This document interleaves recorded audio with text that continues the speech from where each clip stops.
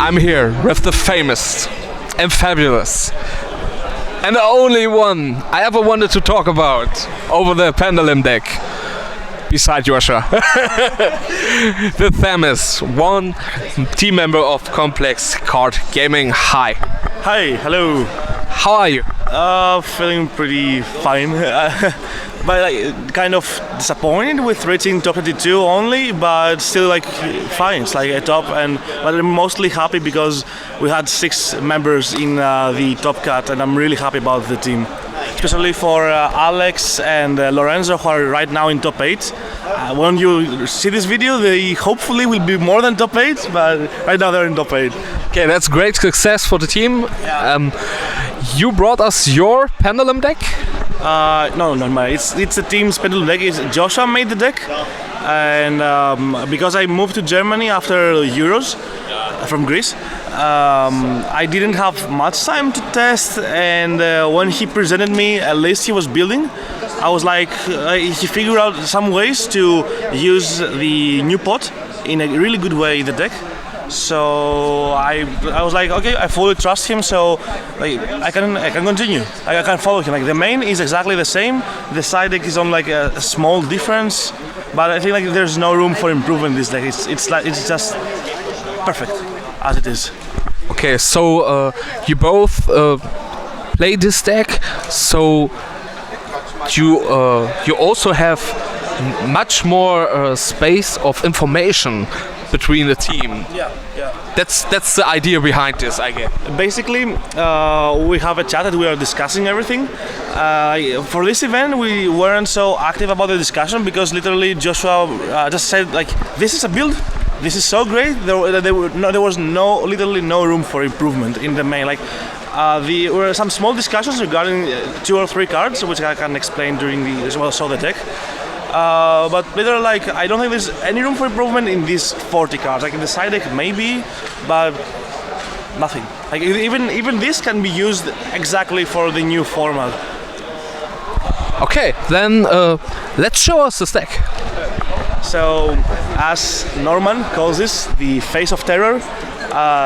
The reason why you're able to win this deck, I'm not going into full details because Joshua did it already. I will just explain like the things I think are interesting to explain. Like the reason why you can just generally play the deck, and we play this as an extra high scale to search by Sky Iris, because generally we went into playing pots because pot right now, along with what I believe like Brilliant Fusion, are the most powerful spells in the game right now.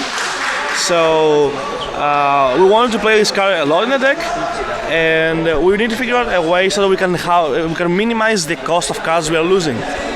So we could play a Dragon Pit, let's say, because it's a high scale, but this is better because it's always searchable, and if you kill with Sorcerer, you can also just search it. So to finish the Iris search, there's a low scale. We're thinking about playing a second one. Generally, like I will explain a little bit later about these 3 cards.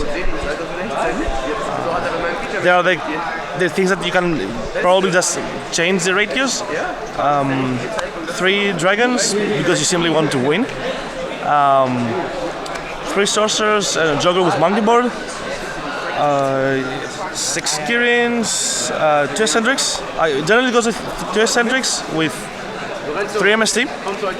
The whole idea is that because you play pot, you have access to more cards, and you can accept having a card in your hand that is not an engine card, and that you can really afford it. And it's important because of how popular Fragrance is right now.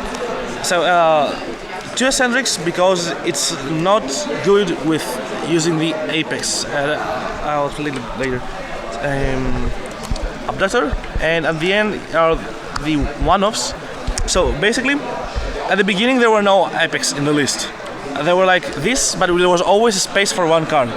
And we were discussing about this or Camel Toe.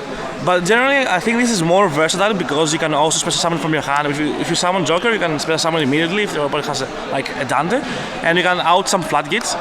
But it is really strong if you go into OTK with Odd Eyes and Sorcerer, because instead of going to double Unicorn OTK, you can just go into these two if your opponent has a monster in attack, and to try to decay them. And if they have something to disrupt you, you won't have too high scales and lock yourself. You still have this, and it's very easy to OTK with this using these three. Like these two, and you search this, and you OTK immediately.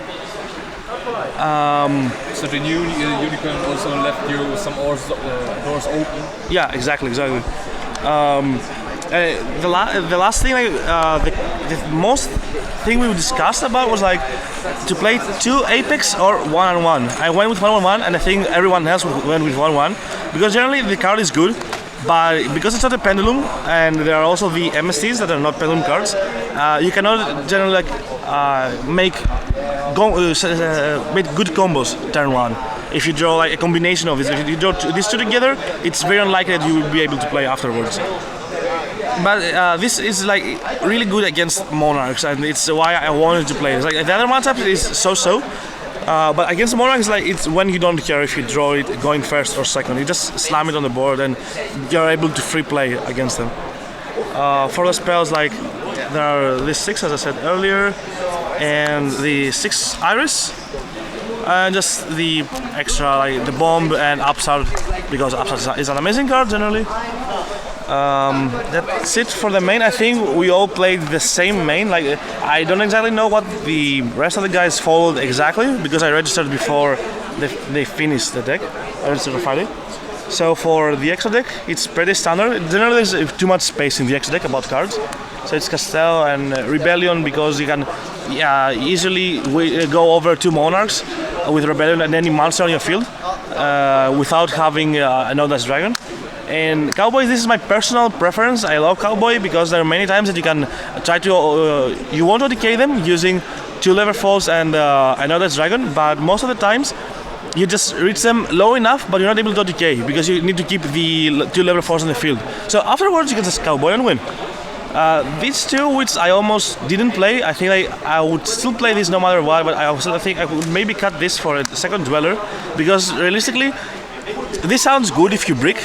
But if you do this, you lose your 2 Pendulum monsters, and afterwards it's so difficult to play. You're so behind the game. Popular for extra options to decay over Dante or a Prime. The 2 level 3s, and this is the new addition from Heroes list, because with this you can simply there are many times that you have a monkey board in the extra deck, and you just do like monkey board with Kirin over their own Kirin into Bouncer, because they do not expect Bouncer, it's not popular at all. And they wait for you to go into battle phase, but you just do this into your main phase, and you are able to OTK with Bouncer and like stopping the Kirin. And usually there's a monster acquisition, so you just run over with Audacious Dragon. Beyond for simply it's amazing. This is all the same reason as Cowboy for extra burn damage, and the pack for the fusion. I didn't want to play more. I didn't see the reason to play more of these. I prefer to have more versatility in my extra deck. And side deck, this is where there is the difference with the team. 3 Maxi because it's like standard and everything. I went into 3 Ogres and 1 Typhoon, while the other guys I think went with 3 Typhoons and 1 Ogre or 2 and 2. The reason being was that I really strongly wanted to play 3 Ogres because of Apex Haven, and because Haven is more popular right now, and also Metal Foes. Many people have switched into playing Metal Foes, and Apex is really stable in Metal Foes because its high scale can bring it. So even if you have 2 of them, you can use one to disrupt them, and you can use the second one to kill the Apex. So it's pretty good on this point. But the only reason I would consider playing more Typhoon would be because it was some kind of a trend into people playing for the mirror siding fragrances going first. So I could go into 2 and 2, but I don't think it's a good option for them to go into fragrances really. These because Blue Eyes and Cosmo, just because it's for both of this deck. If it was only for let's say only Blue Eyes, this wouldn't be in the side, but it is for both of them. Kiku to win against Monarchs. Because simply, if you have Kiku, you can just play all the time. You just the only cards they can use against you are Twin Twisters. They can not use anything else during your turn. 3 Twisters because of Pot. Pot is so good that allows you to play 3 MSCs and 3 Twisters. So generally, it's so difficult to lose to Fragrance right now compared to Euros. And the village, just because it's good. If you just floodgate the others, and I drew this once against Monas and I just won. Okay, also your extra deck have more aggression potential than that of Joshua's, I guess. It's very reactive. Basically, I think extra deck and side deck are mostly towards player preference, and as I said earlier, the extra deck doesn't matter because we have too much space in it. Like, you use the extra deck not so often. Like, you'll go into one of these, you can't go into both of these during a game, and usually you go into only one of the rank 4s and only one of the rank 3s. So I want to have versatility, and it's the same with you. He has the same option about going to versatility, but it's totally a thing to player preference. And the side deck, like, the difference I said is like minimal, and it's again about player difference. Like, but the main is so good, so solely the main he find out that you don't have to change anything. It's just so good.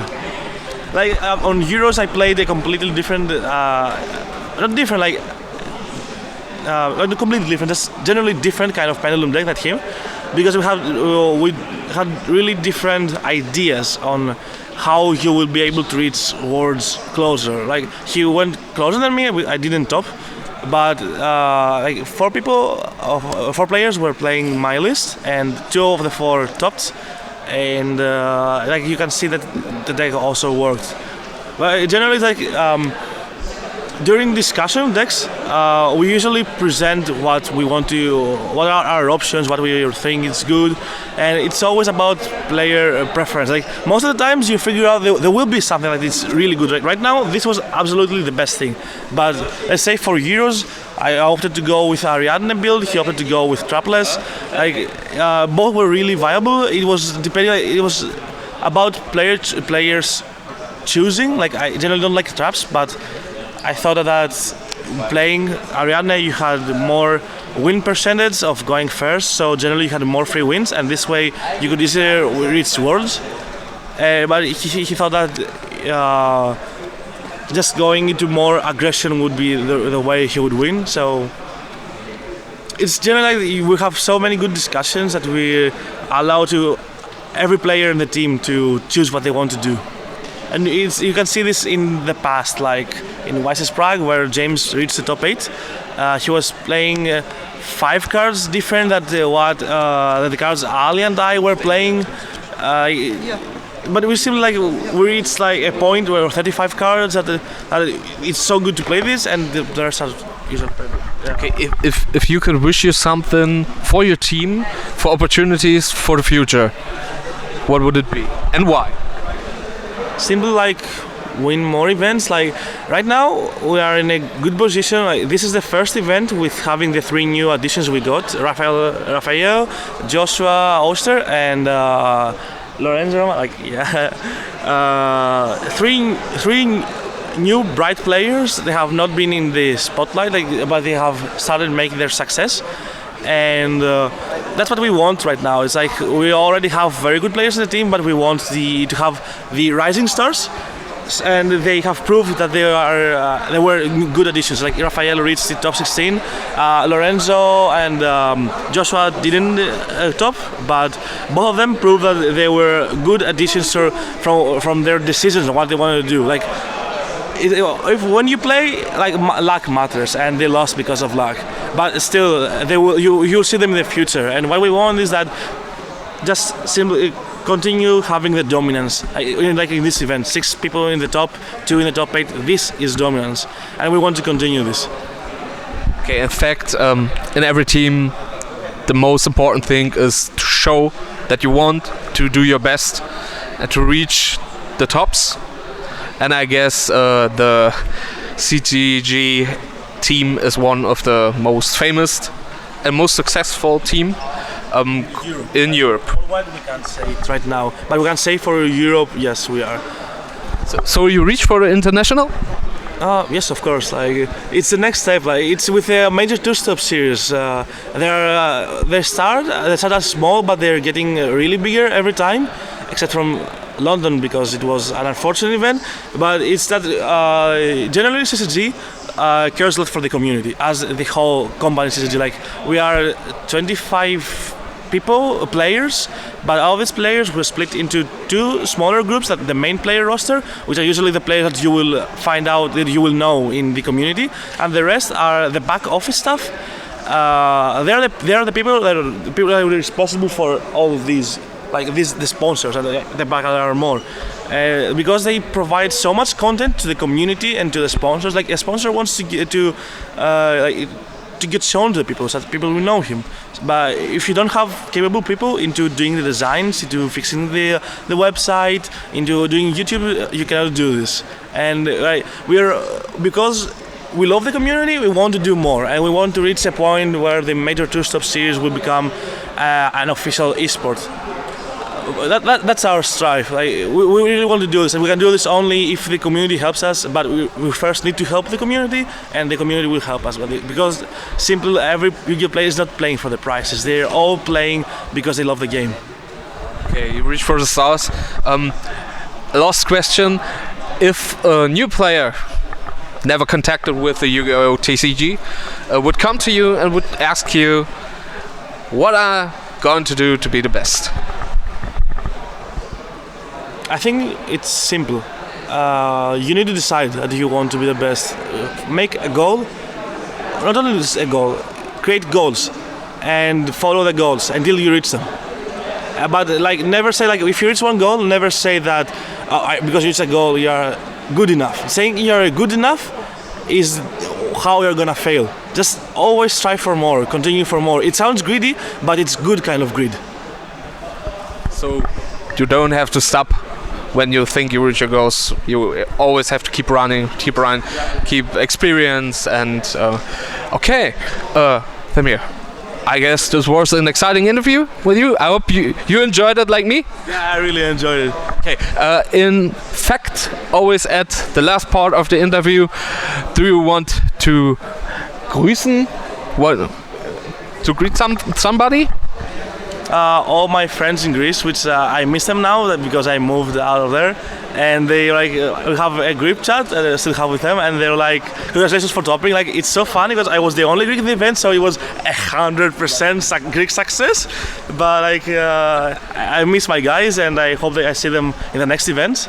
And everyone from the team who wasn't here, we were very few compared to all the other events, but they were all showing us their support all the time continuously. Okay, I thank you for the Deckfeature and the interview, and I hope I will see you in future events. Hopefully.